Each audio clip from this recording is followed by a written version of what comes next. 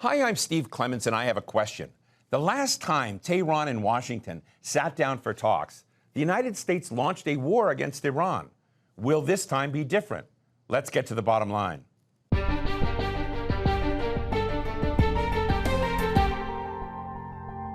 They were the negotiations that almost didn't happen. Last week's talks between U.S. and Iranian officials in Oman were the first time the two sides met since last June, when U.S. President Donald Trump ordered strikes on Iran's nuclear facilities. Since then, Iran's footprint in the region and its economy have shrunk, and domestically, thousands of people were killed during anti-establishment protests last month. Tehran wants a deal now that lifts the American sanctions. But the question is, what does Washington want? Can diplomacy bring the temperature of the region down in the never-ending standoff between Iran and the West? Or is war just inevitable?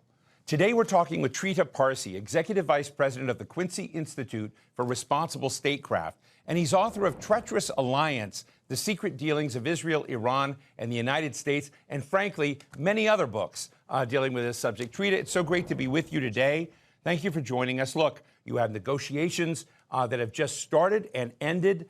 I'd like to get your take right now on what you think the temperature is regarding both a potential attack against Iran and where U.S.-Iran relations may be going.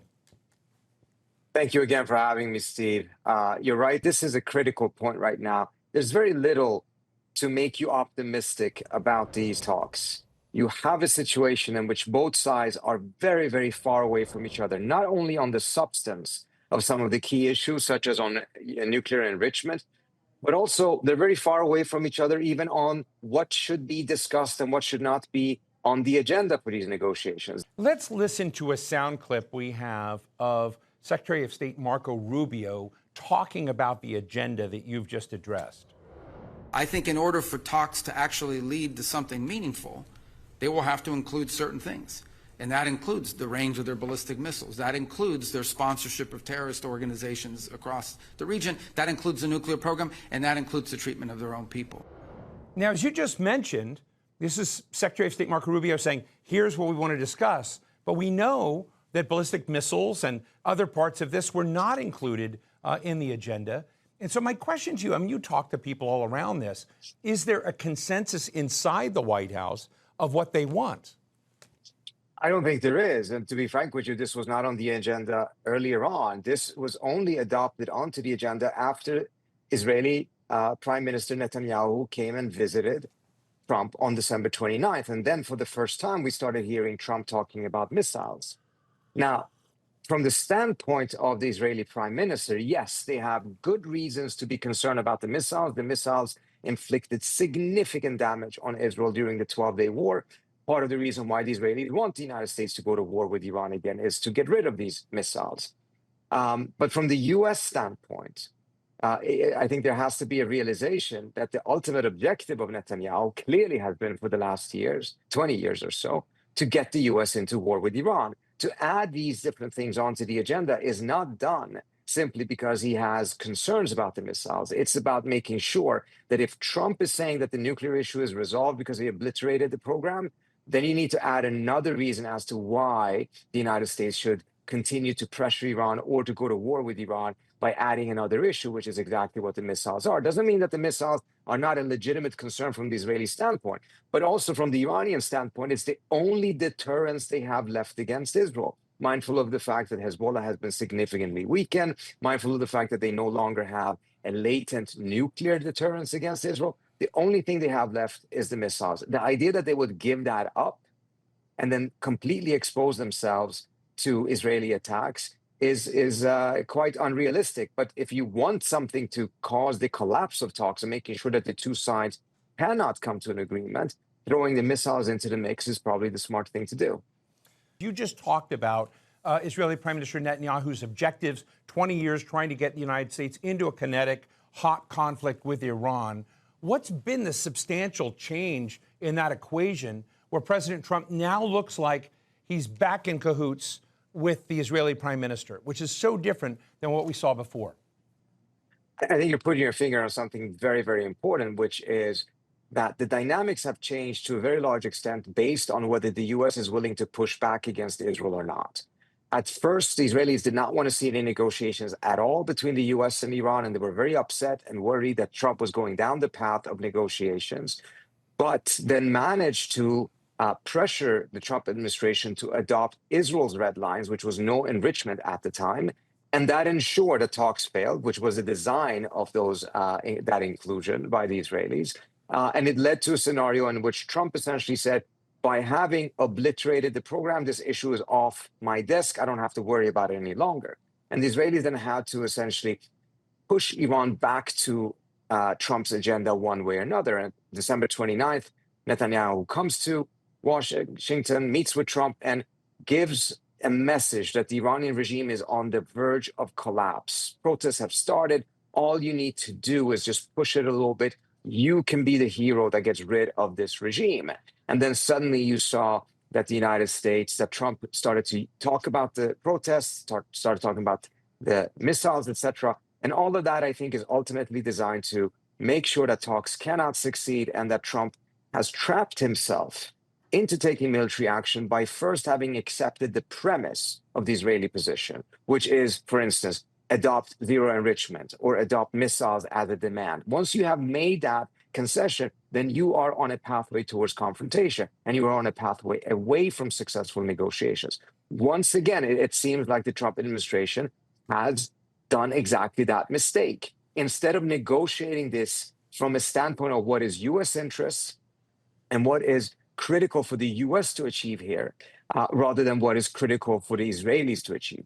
You know, one of the alleged precursors of this moment were massive riots, widespread throughout Iran. And I want to play a soundbite for you, a remarkable soundbite from the U.S. Secretary of Treasury, Scott Bessent. Let's listen.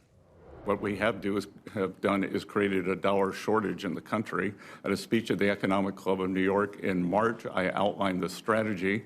It came to a swift and I would say grand culmination in December when one of the largest banks in Iran went under. There was a run on the bank. The central bank had to print money.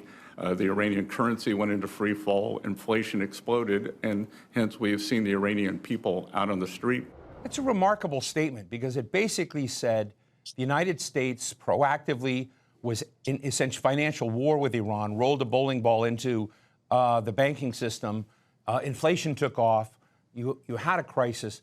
A lot of people have been asking, what are the U.S. and potential Israeli role in the protests? I'd love to get your thoughts on whether this was an organic, economically driven protest that drove protests against the regime, or whether there's something, much more complicated behind the scenes. Thank you, Stephen. I think you're right. It is remarkable that he says this, but it's also remarkable that we think it is remarkable because there's been this false debate going on for years as to whether Iran's economic situation is driven by the incompetence, the corruption, the mismanagement of the Iranian government, or if sanctions are a major factor. And reality is, obviously, it's both. But without the sanctions, the economy would not be in the situation that it is today. In fact, studies have shown that the Iranian middle class would have grown 17% in the absence of sanctions. Instead, we have seen that just during the first 2 years of the maximum pressure sanctions that Trump imposed during his first term, the Iranian middle class contracted 33% and has created that devastating economic situation, or helped create it. And for Bessent to come out and take credit for this, I think is an indication of a different voice within the administration that doesn't want to go towards military confrontation, but wants to make sure that Iran is collapsed economically as a way of dramatically strengthening the American negotiating position, or perhaps even get rid of the regime as a whole. Now, does this mean that these protests were not organic, they were not genuine? No. Clearly, outside pressure played a key role in collapsing the economy, but people went out on their own protesting this. But those protests were very quickly replaced with or transformed into a much larger protest that was no longer just about the economic situation, but a demand to get rid of the theocratic system as a whole. Within that, there were clearly other elements that used violence in a way that we have not seen in previous protests. What we have seen here is that the Iranian government has used violence and killed people in the excesses that we've just never seen before, at least not in the last 30 years. And that has shocked the Iranian nation as a whole. I mean, this country is in a state of shock over this. But they're also in shock because it was very clear that while the vast majority of the protesters were there peacefully, there were elements that appeared to have at least some connection to the outside world or to specific countries.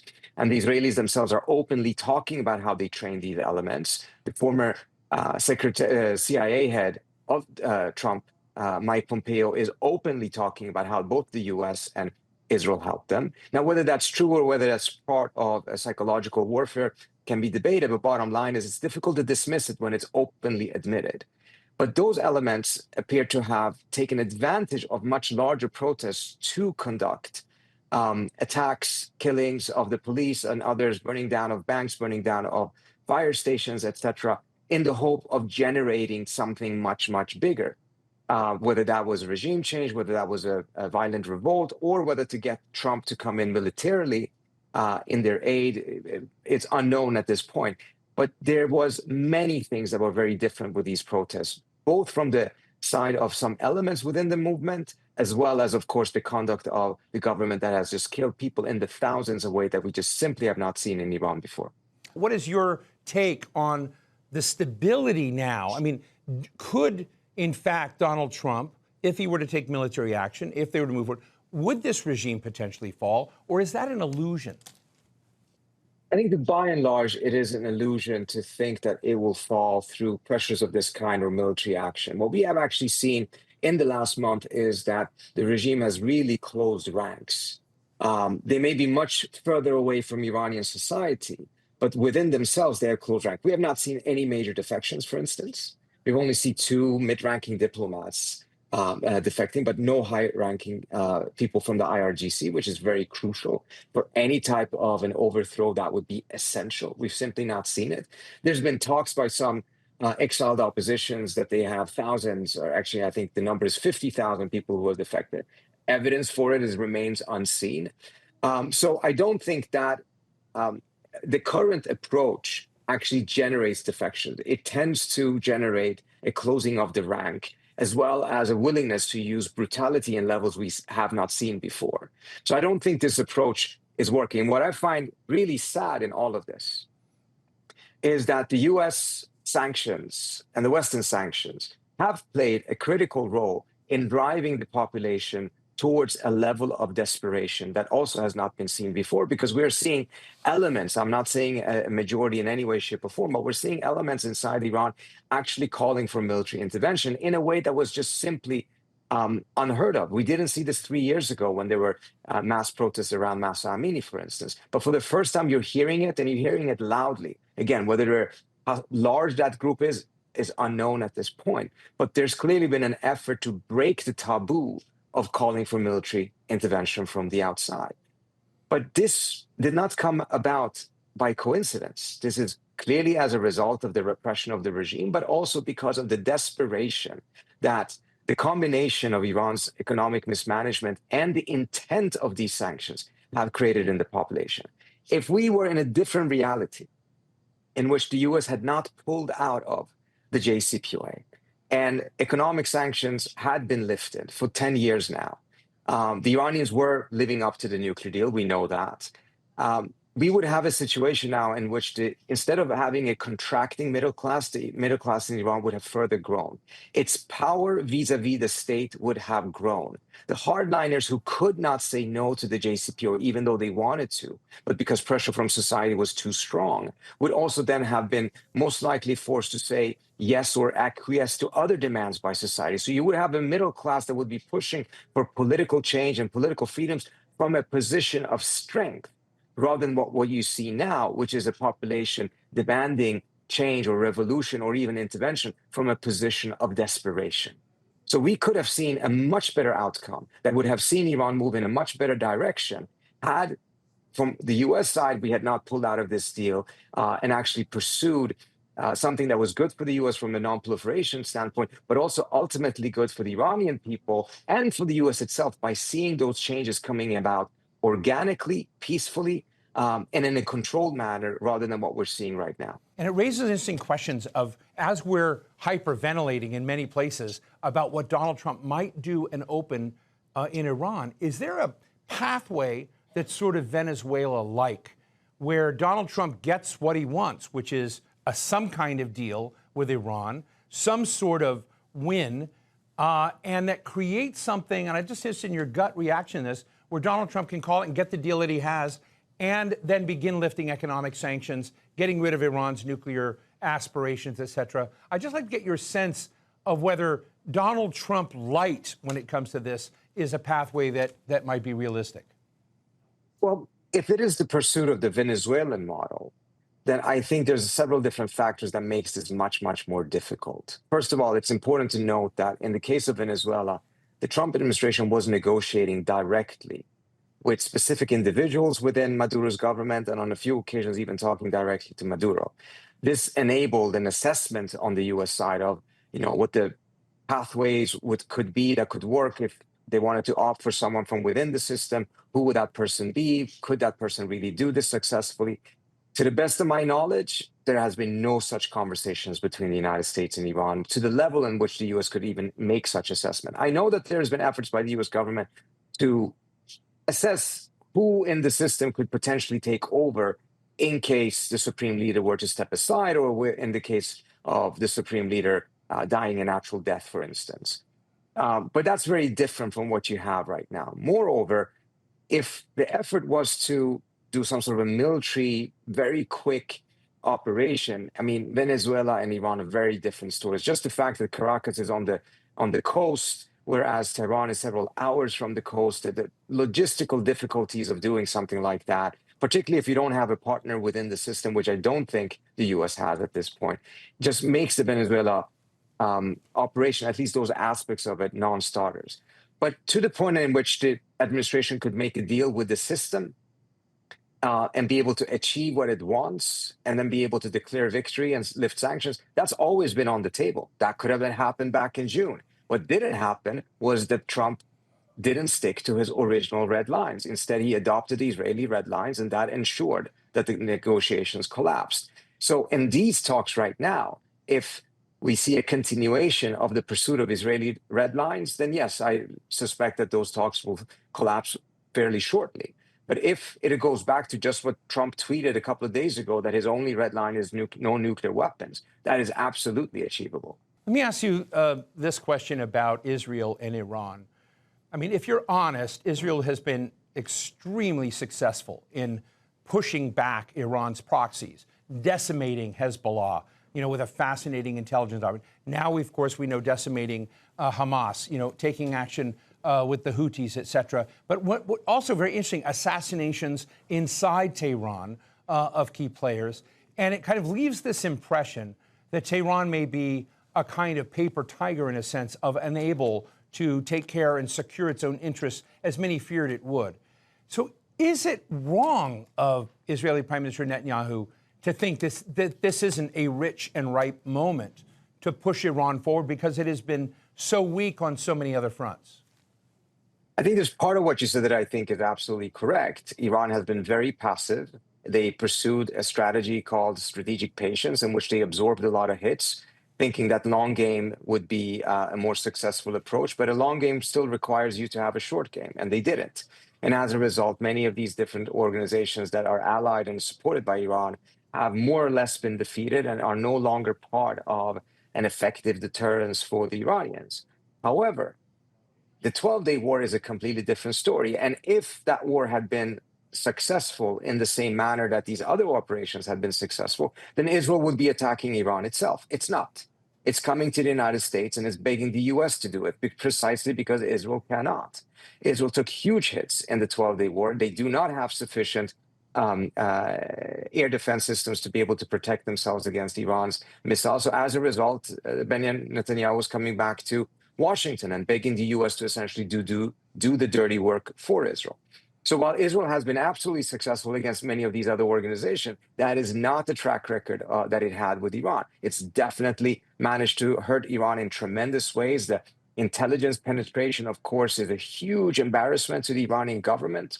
Many of the attacks actually took place from within Iranian territory because the Israelis had managed to flip enough Iranians and slip them back into the country to conduct those attacks. So huge tactical military successes that had not been translated into a strategic success for the Israelis. And if it was, we wouldn't be back in a situation in which the Israelis once again are begging the U.S. to do the dirty work for it.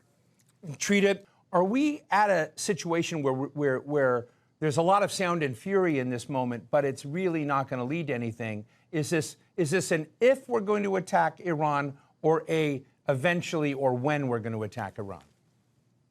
Look, I think there was a lot of expectation, but I think a lot of that was based on the belief that the Iranians would cave, or that the U.S. were, a bit of that sugar high that Trump is on following Venezuela had apparently spread to others as well who had nothing to do with Venezuela.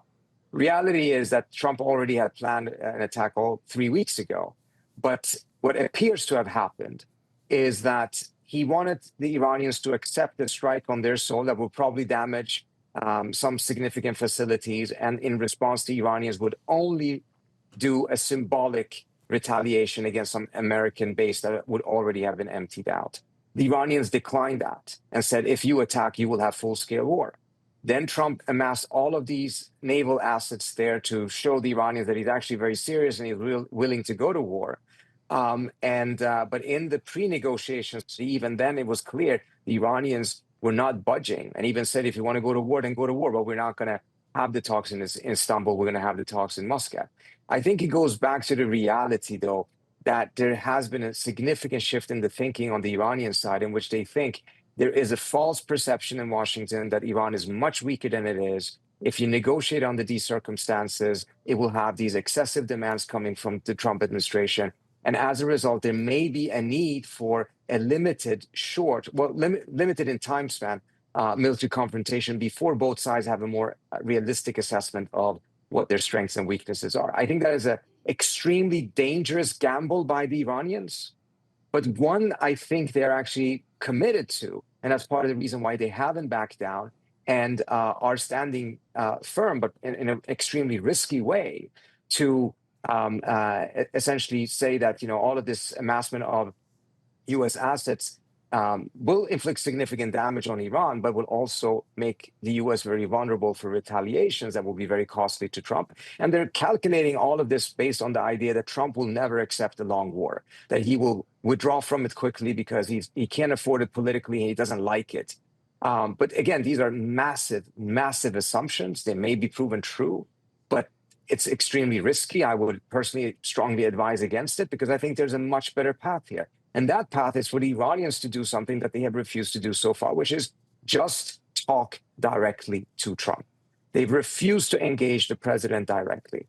And as a result, they're negotiating with his public red lines rather than having a conversation with him and exploring as to what he really is after, and see if a negotiation can be structured along those lines. We have seen that just that type of a personal touch could get the Brazilians and Trump to move their relationship in a completely different direction than the trajectory that it was on prior to Lula hugging Trump at the UN. Same thing with the Colombian President Petro. So the Iranians are refusing to do the simplest thing that actually could dramatically change the entire atmospherics and the substance of these negotiations. Oh, fascinating. We'll have to leave it there.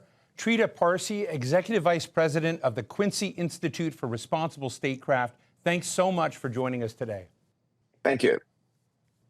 So what's the bottom line? American officials talk about the suffering of Iran's citizens, but is Donald Trump weighing in really on their behalf? Probably not.